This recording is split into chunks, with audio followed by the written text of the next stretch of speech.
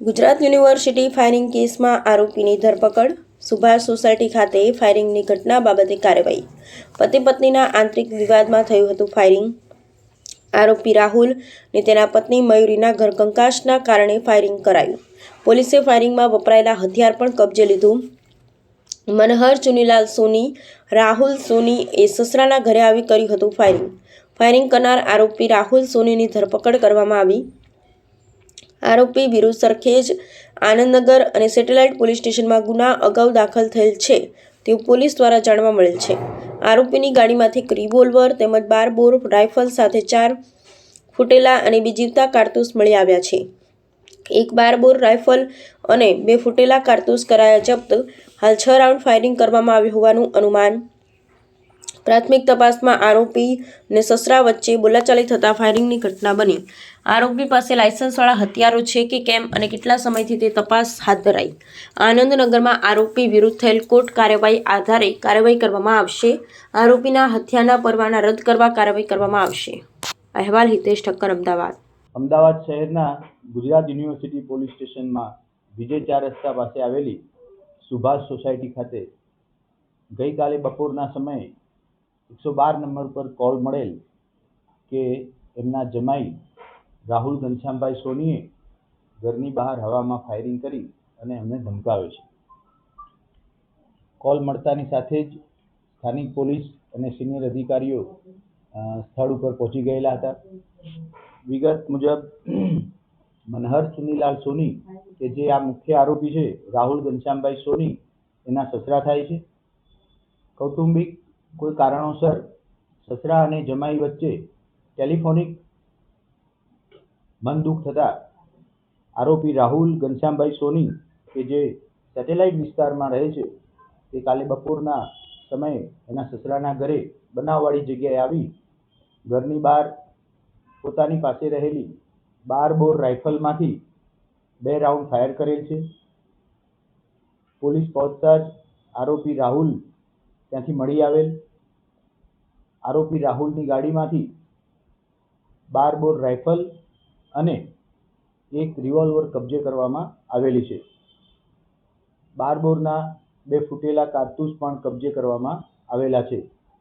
પ્રાથમિક પૂછપરછ દરમિયાન આ આરોપી રાહુલ ઘનશ્યામભાઈ સોનીની ઉપર અગાઉ 2018માં Anandnagar police station, satellite police station અને સરખેજ પોલીસ સ્ટેશનમાં અલગ અલગ પ્રકારના ગુનાઓ દાખલ થયેલાની પ્રાથમિક વિગત પ્રાપ્ત થયેલી છે. વધુ ઇન્વેસ્ટિગેશન દરમિયાન કેવા પ્રકારના ગુના દાખલ થયેલા છે, ગુનાઓનું અત્યારે શું સ્ટેટસ છે અને પ્રાથમિક દ્રષ્ટિએ આરોપી રાહુલ ઘનશ્યામભાઈ સોની પોતે કેફી પીણું પીધેલું હોય એવી અવસ્થામાં મળી આવેલા હતા, જે બાબતે પણ એની કાયદેસરની કાર્યવાહી હાથ ધરી એની ધરપકડ કરી આગળની કાર્યવાહી હાથ ધરવામાં આવેલી છે. પ્રાથમિક તપાસ દરમિયાન આરોપી રાહુલ અને એના પત્ની મયુરીબેન વચ્ચે કોઈ પણ જાતનું ઘર કંકાસ ચાલતો હતો. એ દરમિયાન એમના સસરા દ્વારા સમજાવટ બાબતે ટેલિફોનિક વાત થતાં આરોપી રાહુલને મનદુખ થયેલ અને એ એમના સસરાના ઘરે બનાવવાળી જગ્યાએ આવી અને ઘરની બહાર હવામાં ફાયરિંગ કરેલાનું પ્રાથમિક દ્રષ્ટિએ પોલીસ તપાસમાં બહાર આવેલું છે.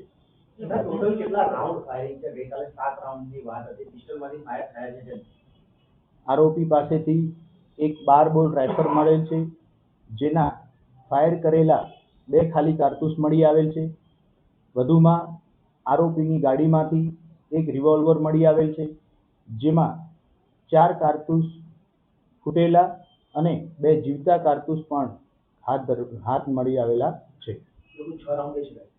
હાલ પૂરતા 2 રાઉન્ડ જે ફરિયાદી દ્વારા જણાવવામાં આવેલ છે એ અને 4 જે રિવોલ્વરમાં ફૂટેલા કારતૂસ મળી આવેલા છે, એમ કુલ 6 રાઉન્ડ હવામાં ફાયરિંગ થયું હોય એવું માનવાને કારણ છે.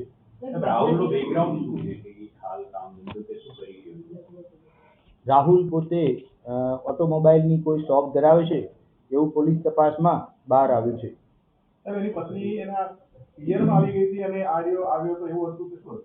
શરૂઆતની પ્રાથમિક તપાસમાં ફરિયાદી પાસેથી જે વિગતો મળેલ છે એ મુજબ એના પત્ની પિયરમાં નહોતા આવેલા. આરોપી અને એના સસરાની વચ્ચે કોઈ કારણસર મનદુખ થયેલ અને આરોપી પોતાના ઘર સેટેલાઇટથી સસરાના ઘરે હથિયાર લઈને નીકળેલ. આ વાતની એમની પત્ની મયુરબેનને જાણ થતાં તેઓ પણ તરત એમની પાછળ પોતાના પિયરમાં આવી ગયેલા હતા.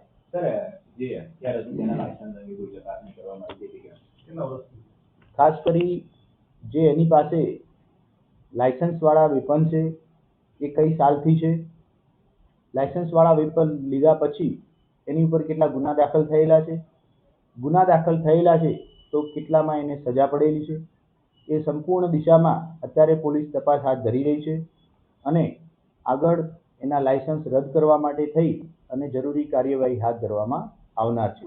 જ્યારે સેટેલાઇટનો બનાવ બન્યો ત્યારે પણ આ જે 12 બોરની ગનથી પોતાની પર ફાયરિંગ થવાની એને આખી ઉજાવી હતી વાત. તો જે તે સમયે લાયસન્સ કેન્સલ કરવા માટેની કોઈ પ્રક્રિયા જે તે અધિકારીઓ કરી હોય એવું કંઈ સામે આવ્યું છે કે મને નહીં કહ્યું તો આપણે કયા પ્રકારે કર્યું?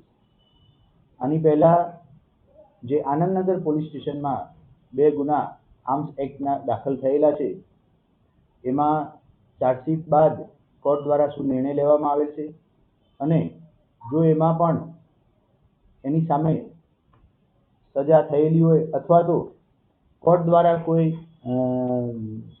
નિર્ણય લેવામાં આવેલો છે તો અત્યારે પણ આ ગુના અંતર્ગત એના બંને લાયસન્સ રદ કરવા માટે થઈ અને કાર્યવાહી હાથ ધરવામાં આવનાર છે.